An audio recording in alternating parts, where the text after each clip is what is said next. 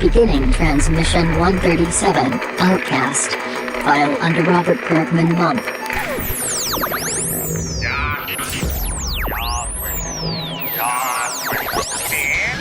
Come on, you fuckers think that just because a guy reads comics he can't start some shit?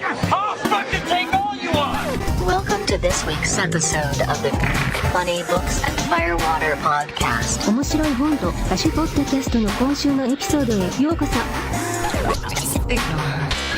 She drinks. Each week a motley band of comic readers / amateur bartenders attempt to pair cocktails with comic books. 毎週漫画の読者の雑多なバンドはスラッシュアマチュア入札しようと漫画とペアカクテルバーです。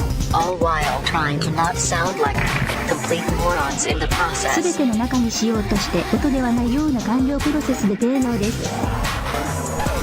Kind of like a speakeasy kind of thing. It's kind of cool. You can find these idiots on Facebook, Twitter, Instagram, and Tumblr. Facebook、Twitter、Instagram や Tumblr にこれらのバカを検索できます。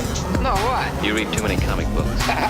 We now join Brian, Jeremiah, Adam, and Todd. They're used to curious sights which they attribute to alcoholic delusions. They may be drinkers, Robin, but they're also human beings. I'm too sober for this shit. Here is a drinking game to play while you listen to this episode. Please drink responsibly, and don't take it too seriously. And if you don't like it, blame William. Take a drink anytime Mr. Porg decides to interject himself into the conversation.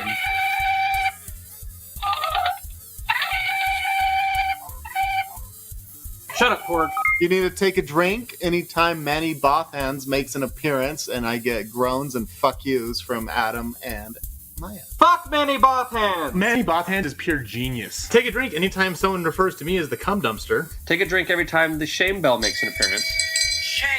Also, take a drink anytime we act like the Member Berries from South Park. Remember when they were on South Park? I remember. Yeah, and take a drink every time we do the bad German accent, yeah. Ah, drink, fucker! If you have any suggestions for rules you would like to add, email us at funnybooksandfirewater@gmail.com or use the contact link on our website, funnybooksandfirewater.com.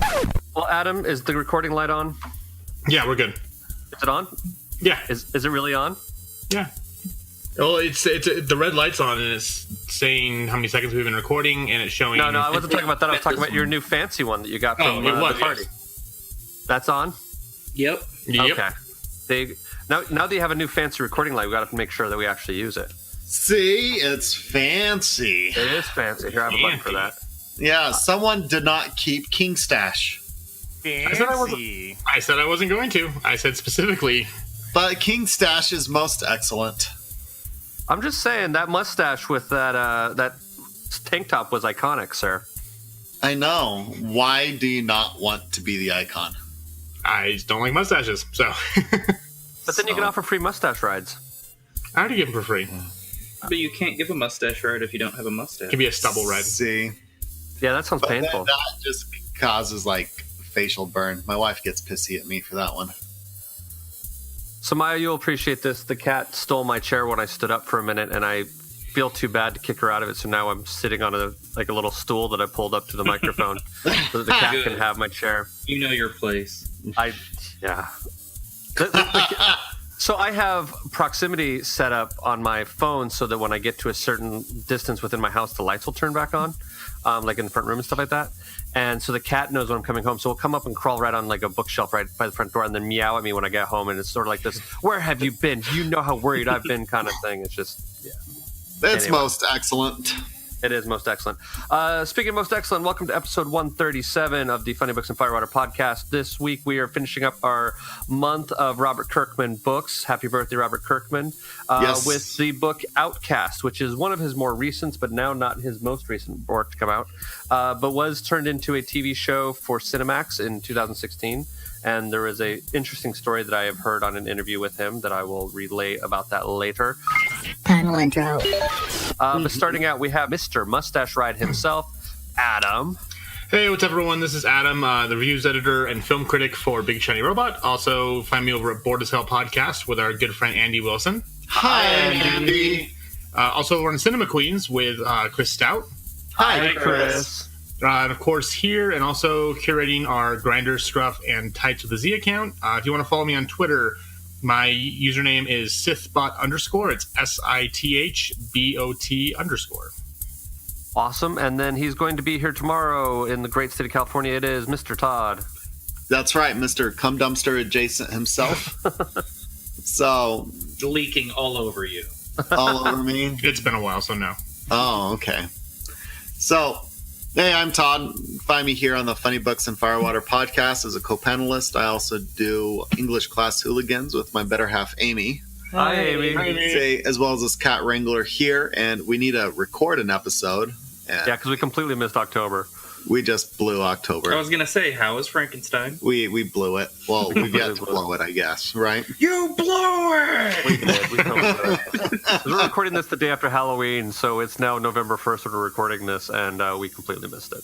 We completely missed it. So I've got, there's always reasons, but not good ones, I guess, right? Well, I mean, you are preparing for a small little entity to enter your house and rule the place, so... I do have a parasite coming. Don't talk about my penis like that. There you go. So I always refer to other people's pregnant kids, pregnant women, as like, oh, you've got a parasite in there. And they're like, what? How dare you call my baby a parasite? I'm like, it is. So there's a thing sucking all the life forces out of you, and you're not getting much in return. And one day it will come out, and then it'll be a parasite again for at least the next 18 to 45 years. I don't remember where she got it. She might have made it up, but Jess refers to babies every once in a while as fucklings.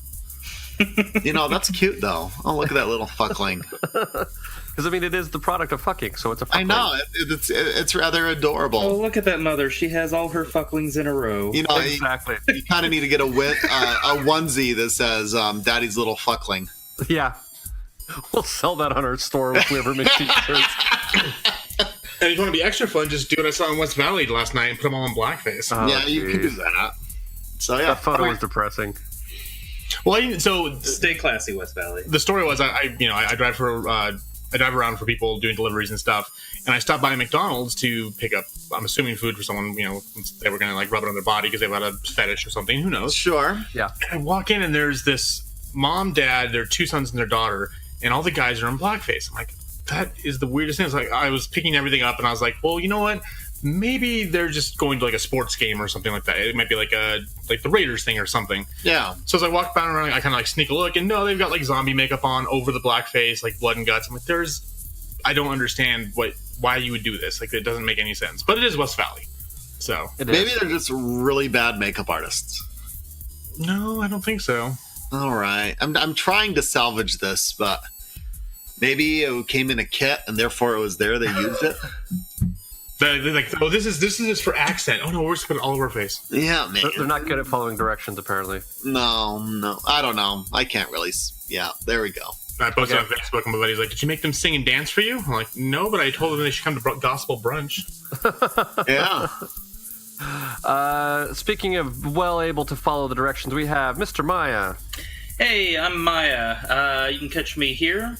But you knew that because you're listening to this. You can also follow me on Twitter at Mr. Maya or Instagram at the Mr. Maya. And my wonderful cat is right here, and you can also follow her on Instagram and Twitter at It's the Jonesy. Jonesy. Yes. And my cat is claiming my chair, so I'm sitting on a stool. But hi, I'm Brian. I'm a sound designer based out of Southern California. Also newly discovered that I am, in fact, a Gryffindor. And my Patronus is... Are you? I heard. No. Okay, so here... I call bullshit on that whole thing because because it was like obviously like a clicker, right? That the woman absolutely. She had a clicker with 4 choices. Yeah, and for every adult she did Slytherin. Like almost everybody was Slytherin. Like that was it. But I took the actual quiz on Pottermore.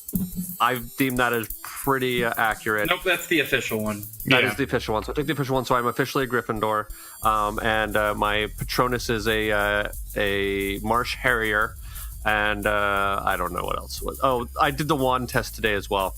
Yeah. I don't remember what that is off the top of my head though. But yeah, I'm a Hufflepuff, and I'm a true Hufflepuff because my Patronus is a badger.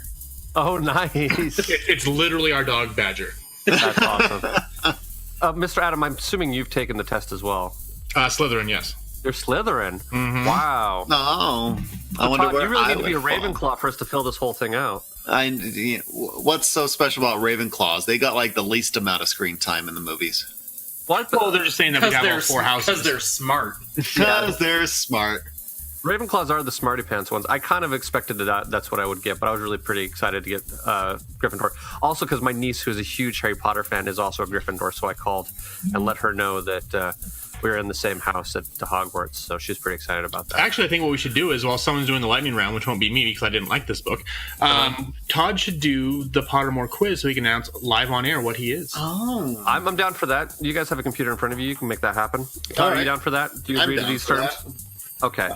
In that case, then either Maya or myself will do the lightning round, but we will get to that. We'll do that right because I didn't really care for the book either. Really? Okay, well, that's an excellent segue into Validity votes.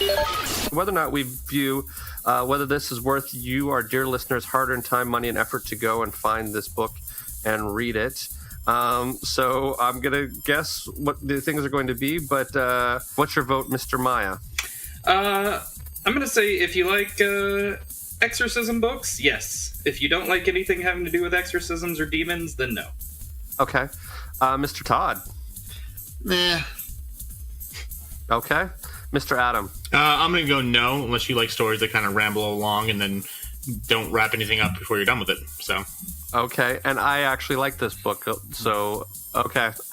I'm in the minority here, so I'm going to be defending myself all day, which is not required, but I just tend to do it anyway. I'm just aware of this. We've talked about before that, if you're allowed to like what you like. I know. Even if you're wrong. It doesn't mean that I don't have the bad habit of trying to defend myself all the time. So what of this being the first 6 of 36 issues, what were you expecting to have wrapped up?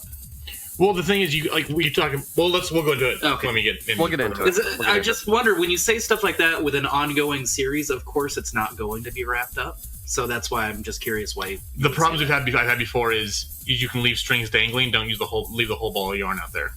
Okay. Fair enough. Well, so we're doing a little out of order, but that's okay. We had a good segue. I had to take it. Book intro. So basically what Outcast is, for book intro, since we've sort of briefly discussed it, you have this main character whose name I'm blanking on right now. But basically he lives alone, is sort of like this downtrodden guy, and you get the impression that you start realizing that he had a wife and kid, and somehow he had that had ended, and he was very depressed and stuck by himself. But there's also a local bishop or priest or whatever, clergyman of some kind, who is getting called in to do exorcism, and he remembers some of the stories about this guy and believes that this guy might somehow have the ability to help him cause this exorcism. And you start to become aware that there is a lot of demons coming into this town, and this guy somehow has an innate ability to sort of help cure those exorcisms. Does that sound like a fair sort of brief intro to this book? Yeah, and the demons keep referring to him as that. He's like, "Are you Outcast?" Yes. Or they recognize him as the Outcast. They all feel like they've seen him somewhere before, so they know him as something called the Outcast. Drinking game. Mr. Todd, what is your drinking game rule? So my drinking game for this is, this blood tastes like chicken.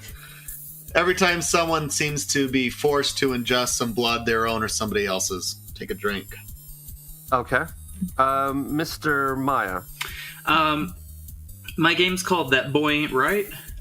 Anytime someone says there's something off or different about Kyle, or refers to him as Outcast, take a drink. Okay.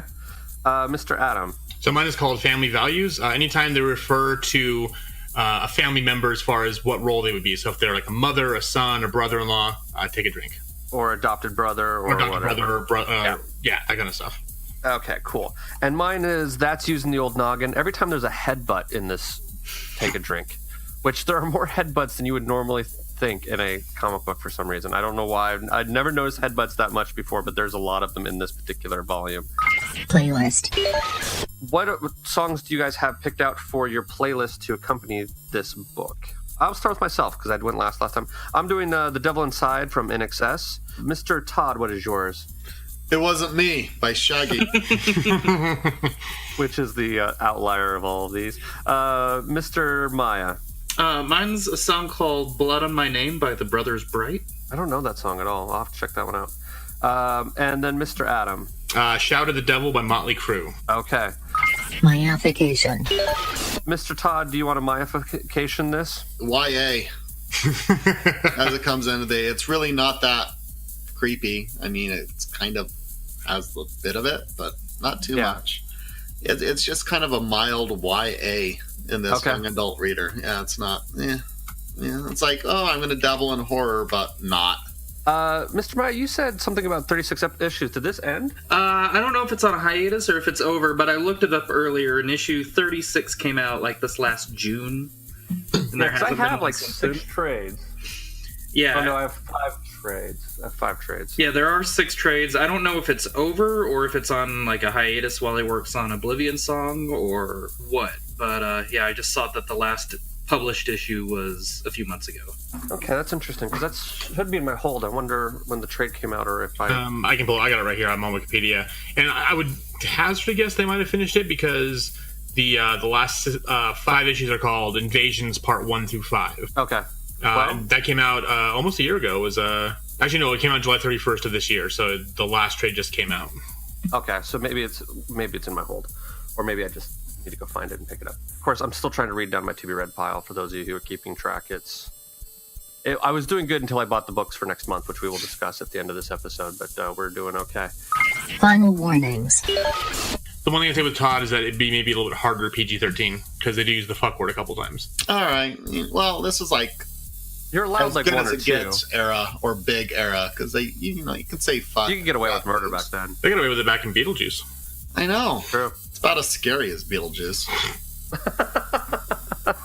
Outcast.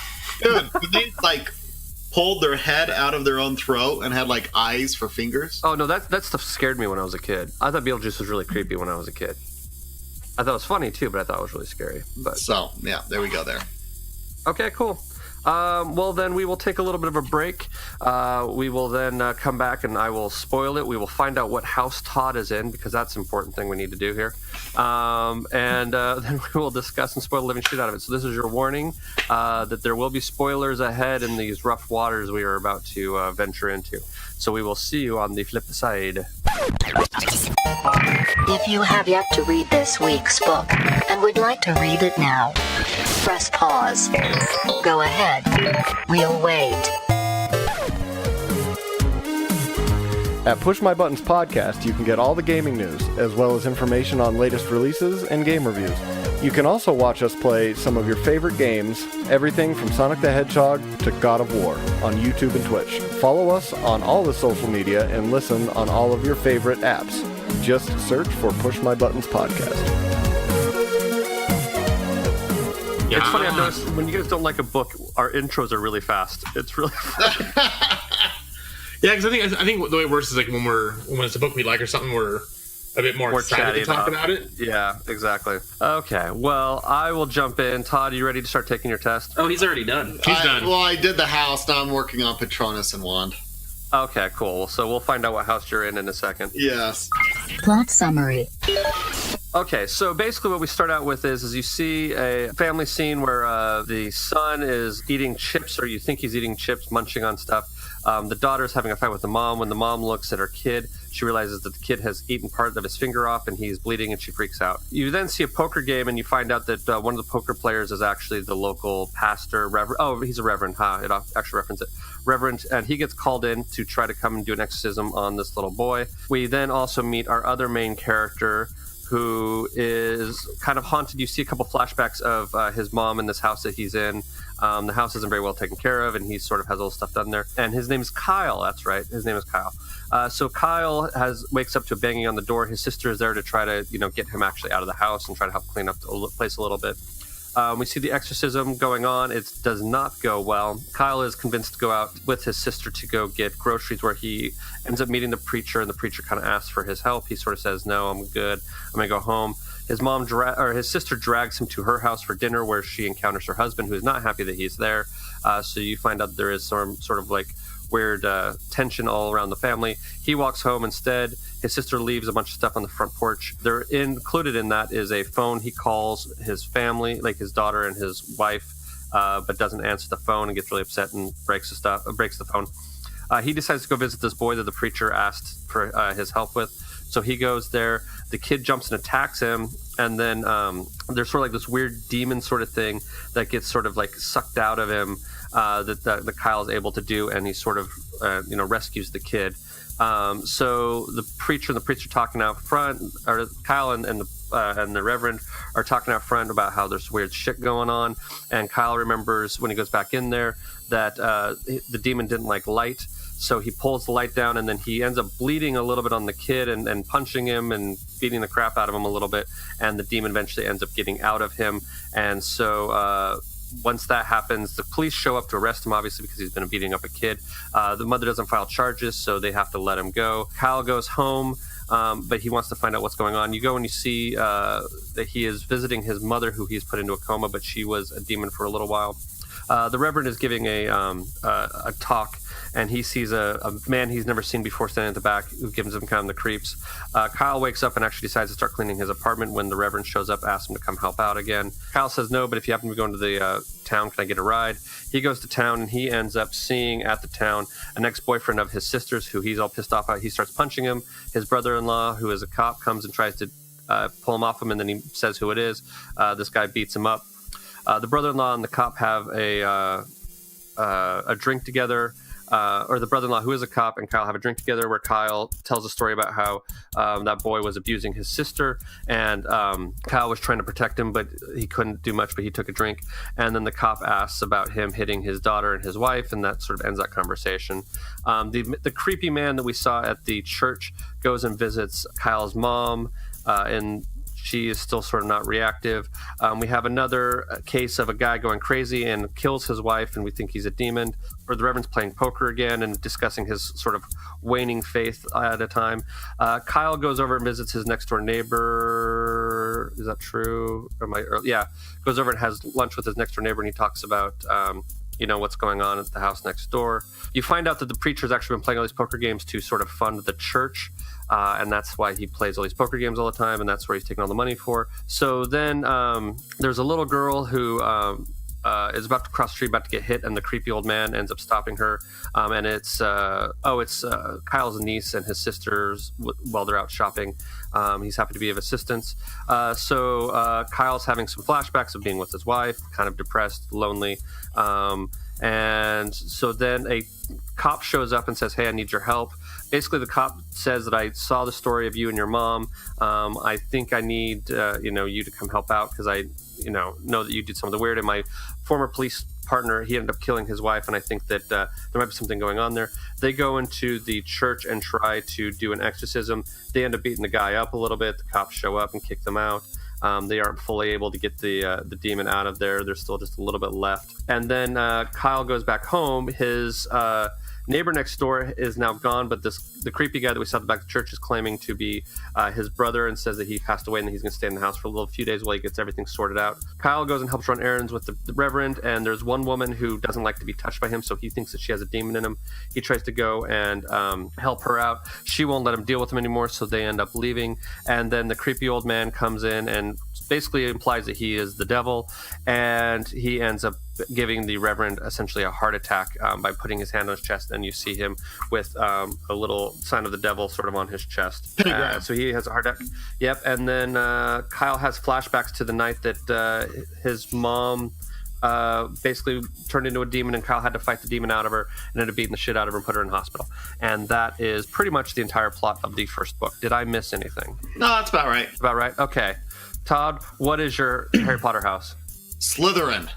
You're a Slytherin too? Mm-hmm. Well, that's not shocking to me. You're not shocked. What does that say about you or me that you're not shocked? There's nothing wrong with being a Slytherin. There's nothing wrong with being a Slytherin. I'm just, Okay. I'm not shocked that you're a Slytherin. That sort of makes sense. All right. It's a misnomer because some of the characters in the books and the movie are the villains doesn't mean that they're all villains. Sure. I mean, be an asshole in a Gryffindor as well, I guess. Well, the Slytherins are just sending us. They're murderers and they're rapists. And... That's right. Yeah, I know. Some very fine people on both sides. Both sides. What a dick. So my Patronus is a calico cat, He's a griffin dick. and my wand. So is, you're allergic to cats, and your Patronus is a calico cat, right? They didn't ask that question, did they? Mm-hmm. So it sounds like a person with Excuse confliction. me, I'm allergic to my Patronus. Can I have another one? Let me turn it back in. And my wand is firwood with a dragon heartstring, core 13-inch, and a hard flexibility.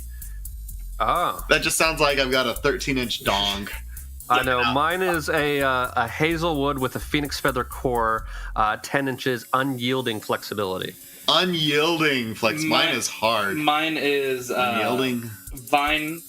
It's a vine wand with a unicorn hair core, and it's like, I don't remember the measurement. It's like 10 or 10 and a half, and then it's pliant flexibility.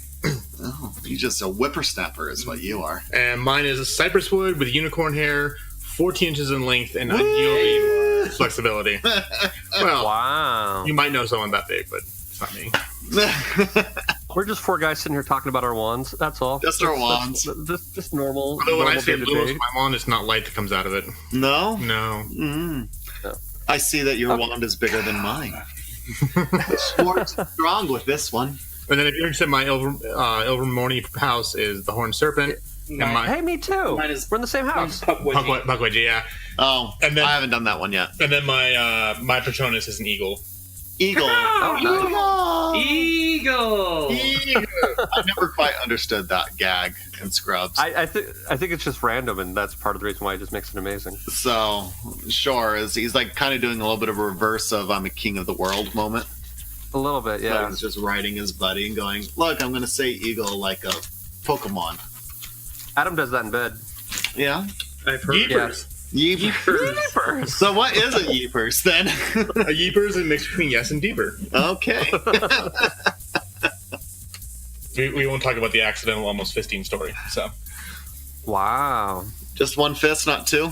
Accidental fisting. It's a new They're playing a rom-com. Warped Tour, actually. I think they're playing this weekend, actually, Todd. We can catch them while you're in LA. We'll go hey. That Warped Tour.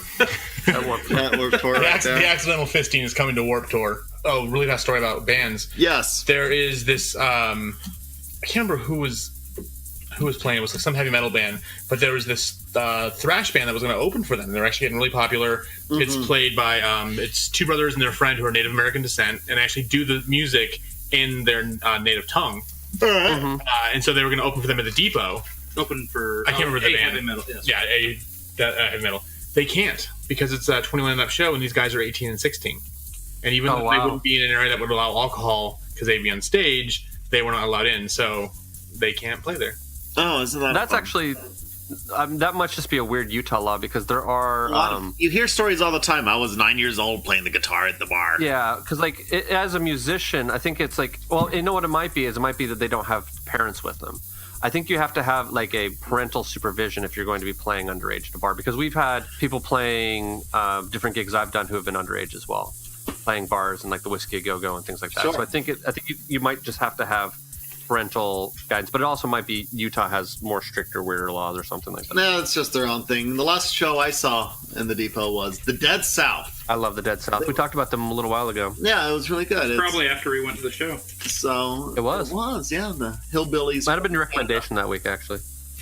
Oh yeah, it's a thrash metal band from New Zealand. Yeah. They were the opening for the band Ministry. Oh, they're opening for Ministry, still touring? Yeah. Wow. Holy shit. Yeah. We should put together a band and open for Ministry. Yeah. See, those. Okay. This doesn't help you, Brian, but these are the kids. Oh, look, there they are. Thanks. It's you know. Oh, well, yeah. But here's the mental image. Yeah, they Think look as old enough. stereotypical as possibly can, and you're not wrong. Yeah, okay. So long hair. Yeah. So, Okay. Yeah, look like they're trying too hard to look tough. Analysis. Well, so I'm going to say part of the reason I liked this book, and it was I was interested that Todd, like, I get probably why you didn't like it, and we'll get to that in a second. All right. But this was one of the things where we mentioned earlier where Kirkman seemed to be very, very linear in a lot of his other stuff, that there was really sort of no subtext and whatever. And this is like, it's not that there's a lot of subtext, but there is there's an unknown factor that's going on. Like, not everything's put up on Front Street like it kind of is in the other books. You know what I mean? Yeah. There's something that needs to be discovered there. There's a little bit of a mystery to it, which is what I liked. And I found myself drawn into, I want to know more about what the mythology is behind all these demons and all that kind of stuff. Maybe it does take a little too long to get to that point, but I have really enjoyed this book and these series just because I, kind of want to see how that all turns out. Right. Todd, what are your thoughts on that? It was I'll give them kudos for trying something new and different. It jumped around pretty hard back and forth, and it was fine. I mean, the colorist and the art was enough of a difference that you could follow it well enough that it's like, oh, I'm in a different time frame after they do it for the second time. That part of it was done pretty well, but I'm not exactly sure what kind of tension it was trying to build would be my issue with it. Okay. So sometimes reordering for the sake of reordering, it felt almost more like I've got this thing I'm going to try. Well, I felt like it was a thing of, like, he has his own personal demons to fight, even though he's out there fighting real demons. You know what I mean? And okay. So, like, a lot of the flashbacks were flashing back to him dealing with other, former issues of his life, and him, trying to get past those, which is why he, his way of getting past those demons is to try to actually help fight real spiritual demons, kind of thing. Was sort of the idea that I got between the two of those things in that juxtaposition. Because when he goes into his and like when he has the big flashback at the end where we finally see what happened with his mother, who's in, like, basically a coma, that catatonic state. Yeah, the catatonic state. There's a room in his house that he doesn't want to open. Like, it's a demon that he doesn't want to necessarily visit. And then when he sees enough demons and he really sort of doubles down and decides, like, okay, I'm going to really sort of attack these. That's when he also decides that he's going to go actually look at his own demon, and he opens the door to go into that room, which has been kept the same ever since. And that's when he, starts dealing with it and can start to realize that it's just an empty room and that the past is the past, and he's going to try to move forward and fix things. You know what I mean? Like, that's what I got from those two things playing off of each other. Okay. All right. Then he went and voted for Trump. I don't think he'd be a Trump voter, to be honest with you, but that's okay. He hates women. Of course he's a Trump supporter. Well, Mr. Adam, what is your thoughts? So I went into this, and the opening part was interesting and caught my attention really fast. And then as time went on, I kind of, like, I don't know, just started losing interest. Like, you can very much tell this is the setup to a series. Like I said, there are lots of strings, like the whole ball of yarn dangling. I don't know, like I can't remember what book this happened before in the past, where it sets things up and you can tell this is the introduction to a bigger world, but it didn't kind of, like, the story arc. It's like you finish this trade in, like, the first third of a story arc, whereas like Wicked and Divine, which we always kind of go back to, the first trade, well, yes, we're talking about what's going to happen going forward, and I think it's issue 24 where they kind of wrap up that first big so the fourth trade. Cause I read those all, like, in literally 3 or 4 hours because I just couldn't stop reading it. Although the new stuff's weird, I need to go catch up on the ones I missed. It was satisfying, like, so there's something going to happen next. This is really cool. I can't wait to see it. But we kind of got some answers to a few of our questions, and then teased the ones we didn't. And with this, I felt like I didn't get that. I'm like, yeah, obviously, the thing that he's outcast is something we're going to learn later on. I didn't need to know that, but it felt like a lot of things happened in the book, but it's like we didn't really go very far. Like, it didn't accomplish as much as I was hoping to see. So kind of like a Damon Lindelof script. I was going to say the reason that doesn't bother me as much is because I was in an abusive relationship with Lost and X-Files for so long that I'm so used to having that whole... So you're battered boyfriend syndrome. Yeah. Right. So you like it and you don't mind it because you're comfortable with that. As long as there is a payoff, I'm fine sticking through as long as it interests me. From what I understand, Lost didn't really have a payoff. It did, and anyone that says that it doesn't either didn't watch it or didn't understand it. See, I've not seen one episode of Lost because when Lost started, it was before the days of DVR, and it was when, like, we were just starting to get, like... You had to set the VCR. Or the best of I Love Lucy on DVD. We didn't have the DVD seasons we have now, so it's one that I keep on wanting to go back and watch, but every time I do, someone's like, oh, you won't like how it ends. So I'm like, well, if I'm going to invest, was it 6 seasons of Lost? Yeah, 6. Okay. I wanted to be satisfying. So, and also there's way too much shit on TV to watch right now, so. Yeah. But yeah, I mean, we're not talking about Lost, but yeah, anyone that says it didn't pay off either checked out and stopped caring partway through, or didn't understand it, or they didn't answer every single little question, but sometimes you don't need to have, like, the minutia answered Well, it's like sometimes it's nice just to have the weird be the weird and unexplained. It was like the end of Inception. People, and honestly, there is actually an answer that they did finally explain how that the play out. Did Nolan? Nolan told, or Goyer. Nolan told Michael Caine, who told people like about 6 months ago. So, and how long ago did Inception come out? God, I was still living in Midville. This is way before I even met you. Yeah. So it's like 2009, 2008 or 9. Yeah, it's been a hot minute. Yeah. I mean, I got it on Blu-ray on 4K now, which is beautiful. All right, so I guess what you're saying there, this could be answering and picking up steam, but it seems to be all setting stuff up.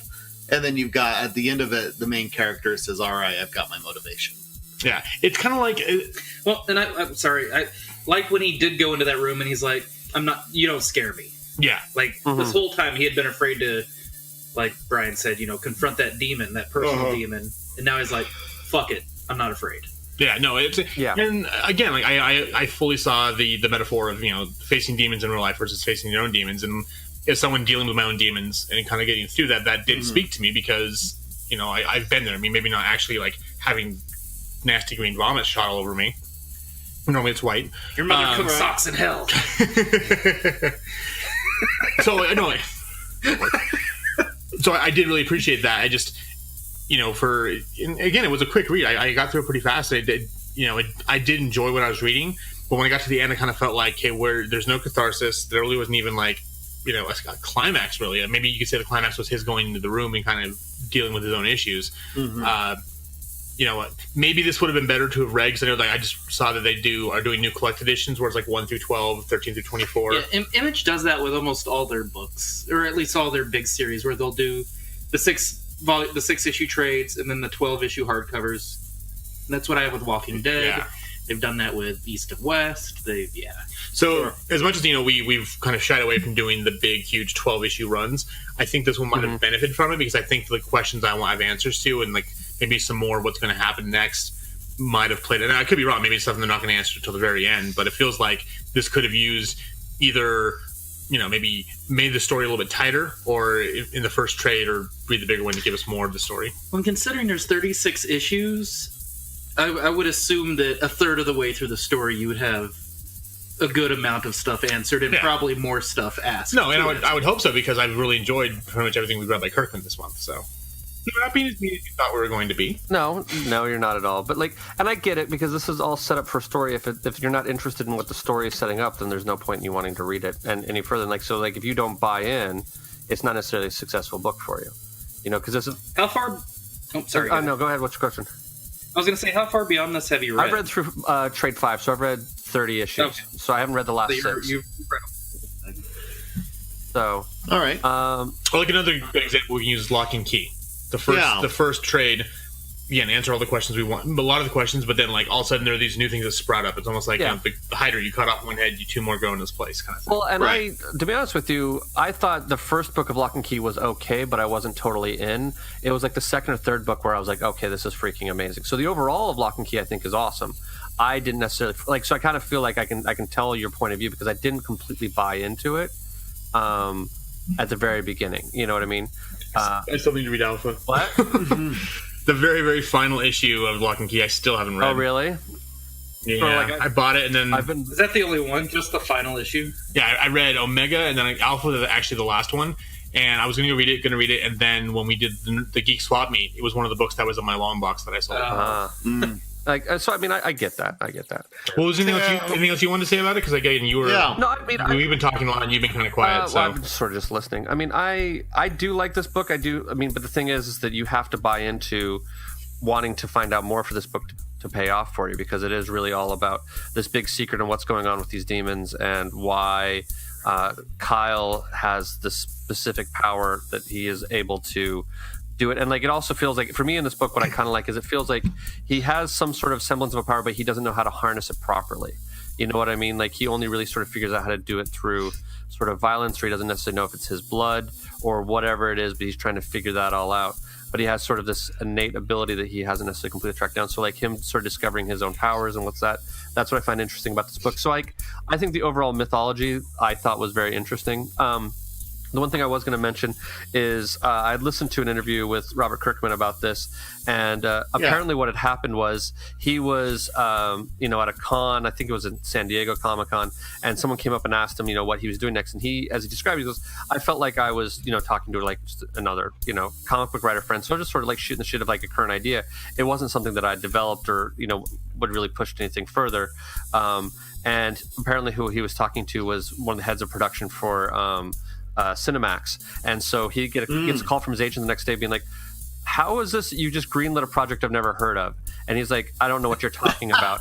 And so that makes a whole lot of sense, because I remember when this book was coming out like 2 months before, I remember seeing an article saying Outcast has been greenlit for a show at Cinemax. I was like, wait, the book's not even out. So that's basically what ended up happening. So he was sort of writing the book in conjunction with writing the TV show.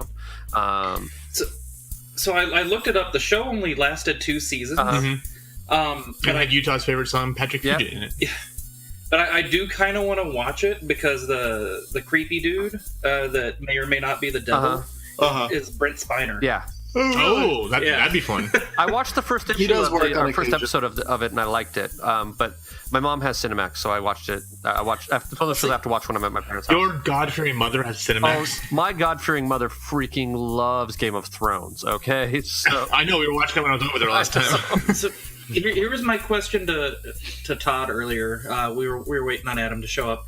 And I was like, did the show get canceled because nobody watches Cinemax? No, because of that weird, like, I actually on the first season, which I never watched, Strike Back is like on season 5 or 6, I think. I have no idea what that is. I've seen advertising for Strike Back. I've never heard of it. That's the first. I've never heard of that at all. It's apparently really good, but again, it's like Cinemax is like the redheaded bastard stepchild of like HBO and Showtime. Yeah. Even Starz gets more people watching. I keep forgetting that it's a thing. Like, that's why I'm wondering, did no one watch it because people forget that Cinemax is an actual channel? Because porn's free on the internet. Well, and that's the thing is, I just remember Cinemax being like after hours. We'd call it Skinemax. Like that was that's the only thing I really remember about it. So one of the funniest stories, I haven't decided. Future Brian, maybe here. Okay. My dad was watching a show on Cinemax, and it was fine, but he legit fell asleep on the couch. His wife comes out hours later to say, hey, honey, come on bed, but it switched over to Skinemax. So she goes back in, and she's out there, and there's my dad zonked to the world. You've got Skinemax titties all over the screen. And she's like, what are you watching? What are you doing? Anyway, he's like, oh no. I'm like, as he was retelling me this story, I was about ready to hear he was going to throw a rock through the TV just to get it off. It was absolutely hilarious. And then they canceled Cinemax after that. I'm not shocked. Yeah, we'll leave that in. Okay, yeah, there's no harm, no foul, no. No harm, no foul there. So yeah. So we'll leave that in. But they were like, oh, what's going on here? And it there was amusement. He was laughing about it later. Well, yeah, that's one of those things you laugh about a couple days later, but at the time you're like, oh shit. What's going on here? He's like, what do you mean? And yeah. So this is actually a funny story for me too, is that so I love Mystery Science Theater. Okay. And I actually need to finish the season on Netflix. I really like it. I can see the Cubs losing from here. I do love that line. I didn't know what it was, and so I was, raised very religious, very sheltered, this and that. And so I was flipping by channels, and it wasn't on Sci-Fi originally. It was on. Do we remember what channel it was on? It was before Sci-Fi. It was on like CW or something. What was? Or IFC? Mystery Science Theater. It was IFC, I bet. Yeah. So we were watching it. It was the very first episode, which is still one of my favorites, was Overdrawn at the Memory Bank. Mm-hmm. And they're sitting there, and this woman comes down from outer space, dressed, like the statue of Venus, and she's got the ivy over her private parts. Yeah. And right when that happens, I think it was Crow says, "Oh look, some kid's gonna be watching this," and his mom's gonna walk in, being like, "What the hell are you watching? Why are you watching Skinemax?" And literally that second, my mom walked into the room. She's like, "What the hell are you watching?" And so I was like, "No, trust me, this is funny." And she's like, "No." It's like, "Look, Mom." I was like 13 at the time or something. Okay. I was like, "Just sit down and watch this." So she sat down, starts cracking up, uproariously laughing. My dad comes in, he's like, "What are you laughing at?" He starts watching. And so now what they've done is they actually started re-releasing the original the seasons, because they were the collections, because like the first 10 were out of print and they were like going for $500 on like eBay and stuff. Yeah. And so every single year for their birthday, for Christmas, I always get one volume and send it to them. That's awesome. And I think it's volume 2 or 4 that has that episode in it. But yeah, the moment they were actually making that joke on there, my mom walked in and literally said just that. So fantastic. Cocktails. I'm going to go with mine. Mine is called Bad Blood because there's a lot of bad blood in this book. It is 2 ounces of bourbon, a fresh blood orange, 3 dashes of bitters, 1 sugar cube, 1 maraschino cherry. You slice the fresh blood orange and put 1 to 2 slices into the bottom of a rocks glass. You add the sugar and 3 dashes of bitters. Use the muddler to slowly crush the sugar into the orange slice with the bitters. Pour the mixture from that into a fresh rocks glass with 1 large ice cube, and then you add the bourbon and stir gently with a swizzle stick, and then you garnish with the rind of the blood orange and a cherry. And there is your Bad Blood. Mr. Todd, what is your cocktail? Mine is the Exorcist cocktail because, as you do. Mm-hmm. So here it's going to be, it's 1.5 ounces of tequila, 3/4 ounce of blue curacao, and 3/4 ounce of lime juice. So you're going to get a shaker, fill it up with ice, dump the ingredients in, and shake the ever-living shit out of this. Fill it into a martini glass and enjoy. Nice. But will we go with a silver or a gold tequila?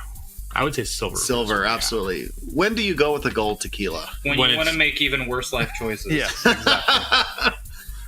I mean, at what point in time is going, oh, that gold tequila was the right call? I can't think of a situation. I think it's just when you want to get white girl wasted on Cinco de Mayo. Cinco de Mayo. So, what is that 1,500 We're going to have to start gold? celebrating Cinco de Mayo. Oh, I've been celebrating it for years. I'm sure you. Well, your birthday is this month, so we should do it this month too. We can just have like Your birthday's this month? My birthday's 3 days before his. Yeah. Yeah. When are you back from California? Monday. Then you and Amy shall be invited to my birthday party. Okay. Because it's that Saturday. All right, sounds good. She's doing more of the I'm crossing my legs until it's time game. Oh, okay. So we'll try. We'll put in the effort, but it's one of those things where she's fat. It's going to be extra gay because apparently Clark and Chris are planning my birthday party. Okay. And so all that we know is that Chris wants to have 13 and a half strippers. And so we said maybe Steven can come as the half stripper. Okay. He's the right height for that. He's our pocket gay. That's quite just he's fun size. Cutie. Yes. Just put right and honestly, Brian, if you were here, we'd invite you. But and adept at climbing fences. He is. And like grappling and pinning people at the bar. Yeah. Like he did with Jimmy. Oh, yeah. I'll be in Vegas, though. Oh, that's right. Yeah, because you told me about that, and I was like, "That's my birthday." It's only 5 hours away. Come on, man.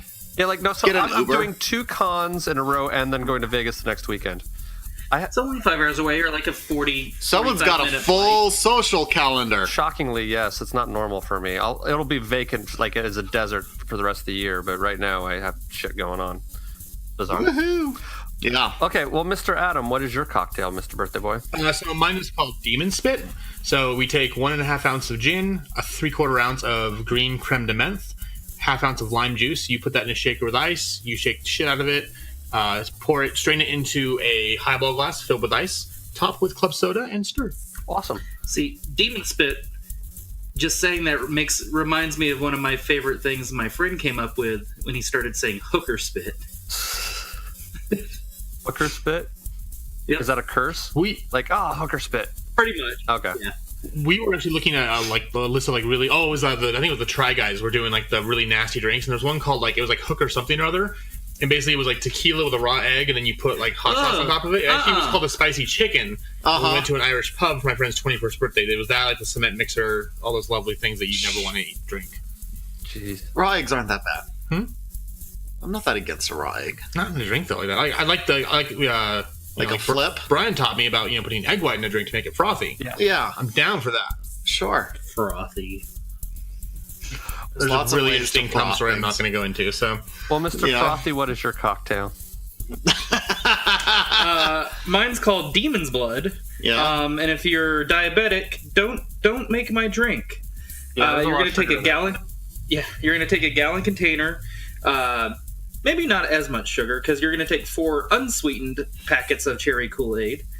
A fifth of a gallon of Bacardi 151 or 151 proof rum. That's also terrible stuff. 1 pint of peppermint schnapps. You're going to mix them all into a gallon container.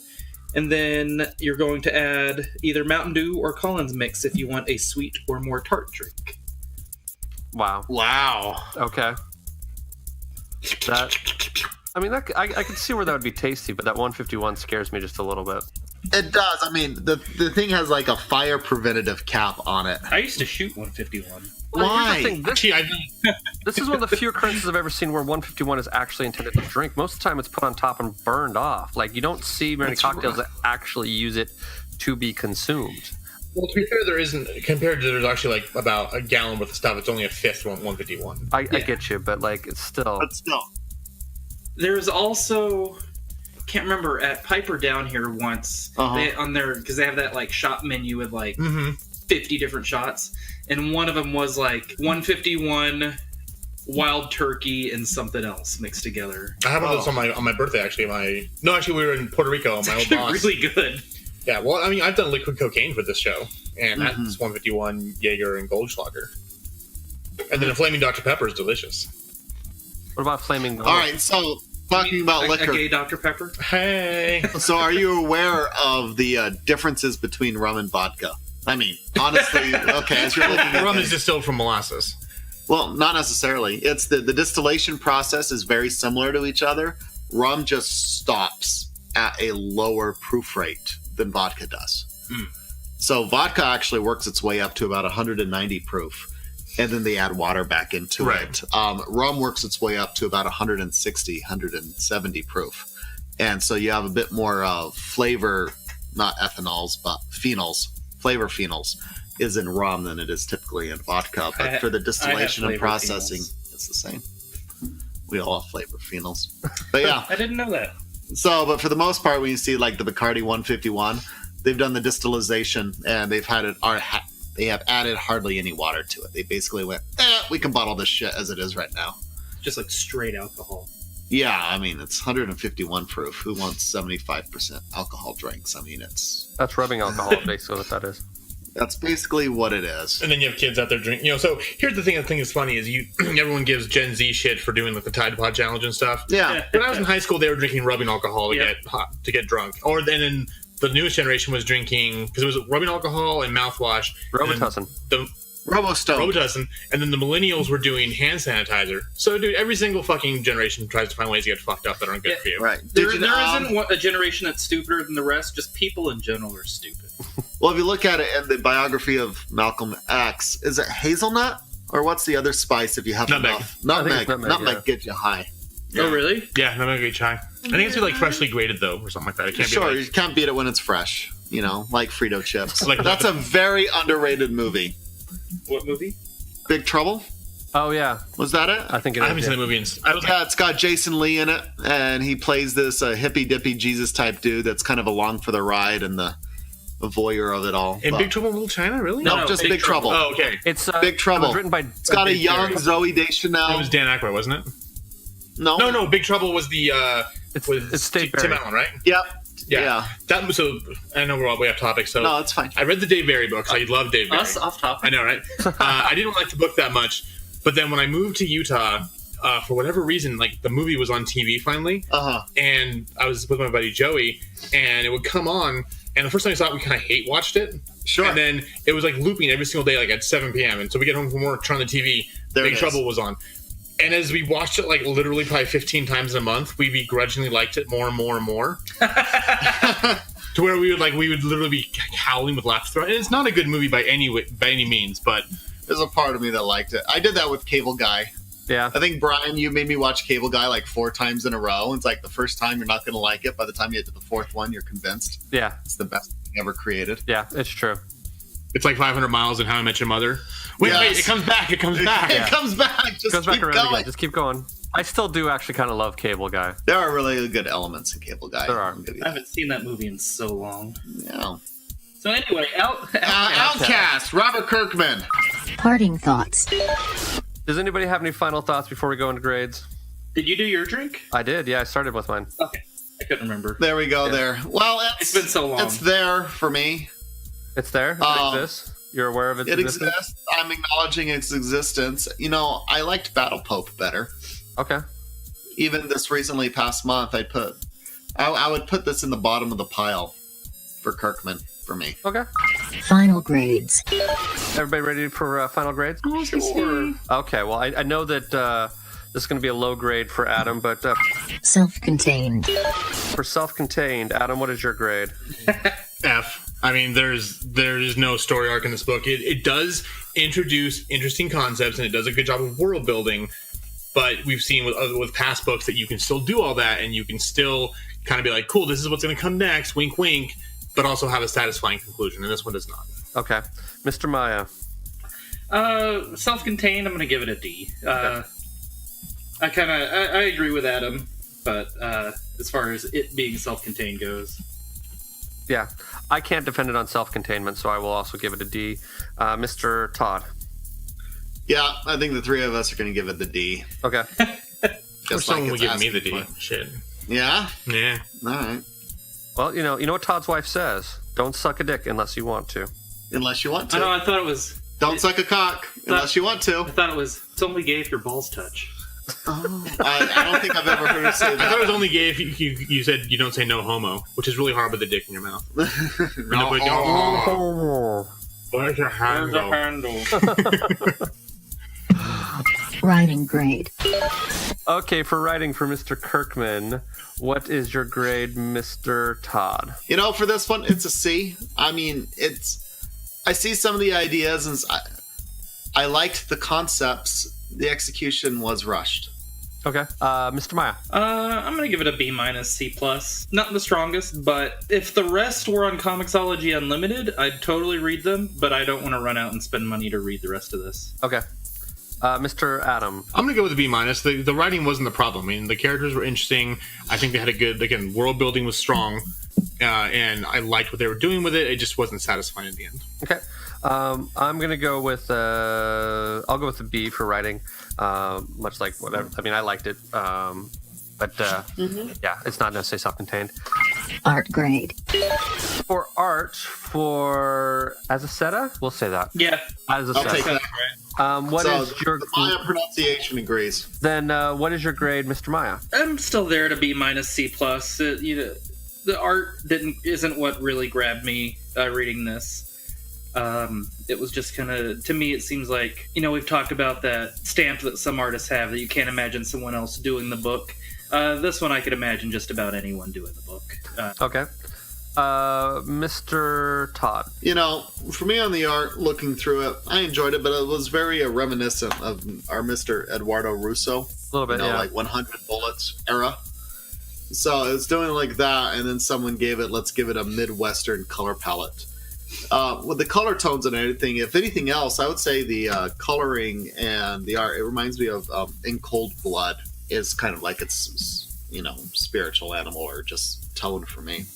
Is, I would imagine. I don't know why, but I do associate In Cold Blood with how this artwork had been done and the way like the rooms and different stuff was portrayed. So I rather liked the art, and I thought it did a good job for what it was. I'll give that a B. Okay. I will give the art a B as well. I really do actually quite enjoy this. And Mr. Adam. I'll give it a B as well, pretty much for the same stuff Todd already said. Okay. So. Cool. I don't know why it reminds me of In Cold Blood, but it does. There's a lot of cool tones to it when things should be warmer, but it still has a little bit of this glaze. Yeah, no, for sure. On top of it. Final grades. For overall grades, I'm going to give it a B. I, in general, like this book. I bought in and I wanted to see where it went. I know that's not normal for everybody else on this, but that's okay. Mr. Adam, what is your grade? So I'm going to go with the C minus. This isn't a book that I hated. I mean, we read lots of worse things. We read lots of better things. It was just more kind of a sense of just dissatisfaction because I enjoyed where the story was telling. I enjoyed where it was going. And I think, like I said before, if we would have actually done like the new one that was 1 through 12, I probably would have been more satisfied with it. But because it was almost like kind of watching like the first Hobbit movie or maybe the first Fantastic Beasts, which actually I did enjoy the first Fantastic Beasts. Yeah. But the whole point of that movie was just, and I don't care about spoilers, it's a 3-year-old movie, was to get to the end and find out that Colin Farrell was actually Grindelwald. And so that's setting up the story for the next 4 movies they're doing, which the second one looks amazing. Yeah. And that's kind of what this did. It was setting everything. It was a springboard for the real story. Kind of like they eat your vegetables to get to your main course and desserts, but this was like the vegetables you don't like Brussels sprouts that are cooked wrong, and it doesn't really leave you excited for what's coming next, even though the next course probably will be better. You kind of got that feeling in your stomach that you're not really into it. Mr. Todd, what is your grade? When I really like a book, I'd call it the Fawns, for A. This one I'm going to start calling, like, this kind of thing, the Dennis. You see where this is coming from. Yeah. I never even had him as a professor, but it's the Dennis. And it's a good start, but the art was solid. The writing and the concepts were all there. I think as commented before, felt a bit rushed in its execution, that this could have used another draft. And I think to tighten a few things up here and there, and we'll see about Mr. Lindelof, but I also think Lindelof is what kind of ruined Prometheus in a lot of ways as well. See, I love Prometheus. Yeah. I enjoyed Prometheus, but there was aspects of it I had a rough time with, and I think that's the Lindelof of it. So, C. This is a C. Let's see. Oh, CC. Oh, CC. And Mr. Maya. I'm going to stick with a B minus C plus. It interested me enough that if it was readily available and I didn't have to, run out and get the next volume, I'd probably read it. I would like to check out the show. But yeah, it's just there. I can find out where it is actually, because there's a wonderful app called Watch Now. Or Just Watch. Just Watch. Grade point average. So, what's the GPA? GPA is actually just above a C plus, so it is a 2.5 GPA. All right. We're not quite a B minus, but we're a little bit above a C plus, so we're right in that zone between B plus and C minus. So that seems fair for the book. No, I think that's fair for what we thought about it. Next week on Funny Books on Firewater. Well, next month we are doing, it's December, and Halloween, or not Halloween, but Christmas books are fucking impossible to find full trades of. We learned this the hard way our first year. So we are going to be doing family drama for the month of December. So we're going to start out with, first is Identity Crisis, then it's going to be God Country, then Underwater Welder. Finally, we're doing a Jeff Lemire book. Hooray! Yay! Second Jeff Lemire book, a good Jeff Lemire book. The good Jeff Lemire book. What was the other Jeff book? We did Animal Man. Oh. And then we're going to do both trades of Starve, so that'll be a 12-issue run. And then we're going to do, from the New 52, Batman Death of the Family, not to be confused with Death in the Family, which is Jason Todd's death. This is Death of the Family, by Scott Snyder and Greg Capullo doing art. Cool. So Identity Crisis, I think Todd's read it, I think Maya's read it. Mm-hmm. Who wants to give us a little preview of what we're going to encounter next week? I'll let Maya. So Identity Crisis starts with a murder of the spouse of a member of the Justice League. It's the murder of Sue Dibney, the elongated man's wife. And Lucky woman. I know. Good for her. It proceeds to go into basically the heroes wondering how they can protect their families. Also, other secrets come out along the way. That aren't initially tied to the initial killing, that cause a lot of distrust and fighting among this family of superheroes. Okay, cool. Recommendations. Mr. Todd, do you have any recommendations? Yeah, I've got one. It's I just recently finished it. It might have been said in the past few weeks, but I picked up the original graphic novel by Ed Brubaker and Sean Phillips. Mm-hmm. It says My Heroes. My heroes are junkies. It was a good read. The coloring was kind of a bit interesting, but the general idea behind it is you've got this kid with addict parent, and life sucks. What's it called again? My heroes have always been junkies. My heroes have always been junkies. That's right. Yeah, my heroes have always been junkies. It's part of the criminal line, but it's published differently than they have done in the past, which is kind of interesting. Right, and as an original graphic novel, they never released issues. They just released the book. Yeah. So there was never an issue release. It was just, and here is the book. Okay. So, yeah. Mr. Maya, do you have a recommendation? Actually, you know what? I do have a recommendation. All the CW hero shows. I've been... The Arrowverse? All the Arrowverse. I've been watching since they started back up, and all of them, in my opinion, yes, even Arrow, have been pretty solid so far, and at the time of recording, we're about 3 to 4 episodes into each, so... Okay.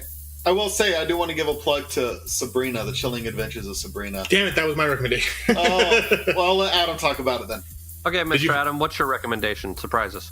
Okay, really ask before I do that. If you want to watch Outcast, currently you can buy the first season and first season only on pretty much any streaming service.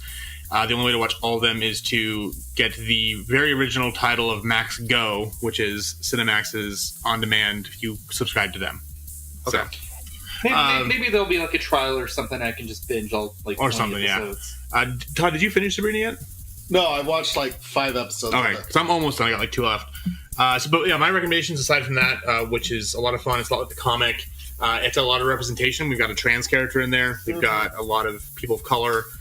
So A trans character on Supergirl this year, also played by a trans actress. I'm not sure if the character here is trans in real life. I haven't looked at that. But my other 2 big recommendations are video games. So as this comes out, it's been out for a couple weeks now. But Red Dead Redemption 2. You know, no one's heard of this game. I know. It only made $725 million in 3 days. I know. So if you already wanted it, I'm sure you got it.